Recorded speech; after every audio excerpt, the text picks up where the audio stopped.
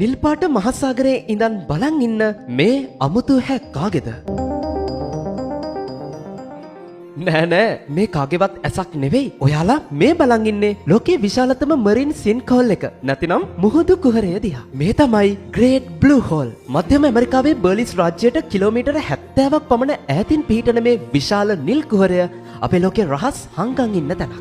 අඩි 1043ක පමණ විශ්කම්භයක් තියෙන මේ නිල් ඇස අඩි 407ක මහා ගැඹුරක් දරනවා. ඉතින් මේ නිසා සාගර ගවේෂකයන්ගේ දිව්‍ය ලෝකයේ බවට මේකපත් වෙලා තියෙනවා. මේකේ කතාවත් අපූර්වයි. මීට අවුරුදු 1,50,000කට විතර කලින් සාගර ජල මට්ටම තිබුණේ සෑහෙන පහතින්. මේ කාලේ මේක හුණුගල් ගුහාවක් වෙලා තිබුණා. අයිස් යුගයේ අවසන් වෙනවත් එක්ක මහා සාගරෙන් යට වුණු මේ ගුහාව අද මේ විදිහටපත් වෙලා තියෙනවා. එදා ඉඳන් අද වෙනකම්ම මේ නිල් ඇස යට අපේ අතීතයේ හොයන් යන්න ගොඩක් අය උත්සාහ කළා. අපිත් යමුද ඇතුළට?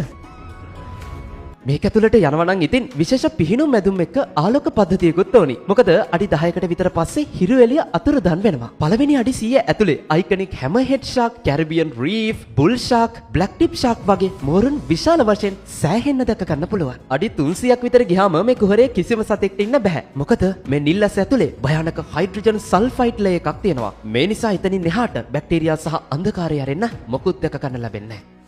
1971 දී ජැක්ස් කූස්ටෝ විසින් මේ නිල් ඇස පීරපු නිසා මේක ලෝක ප්‍රසිද්ධියට පත් වුණා.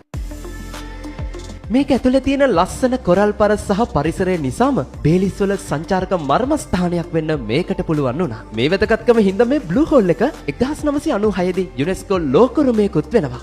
මෑතකදී ටිකක් ආందోලනාත්මක කතාවක් ඇහුණා. ඒ තමයි මේ ගැඹුරේ පවා මිනිස් අපද්‍රව්‍ය තියෙනවා කියන එක. ඉතින් මොකද හිතන්නේ? අපේ රහස් සංගම් ඉන්න මේ ස්ථාන අපි ආරක්ෂා කරගත යුතුයි නේද? පේජ් එක ලයික් කරලා ඔයාගේ අදහස පහලින් කියන්නත් අමතක කරන්න එපා.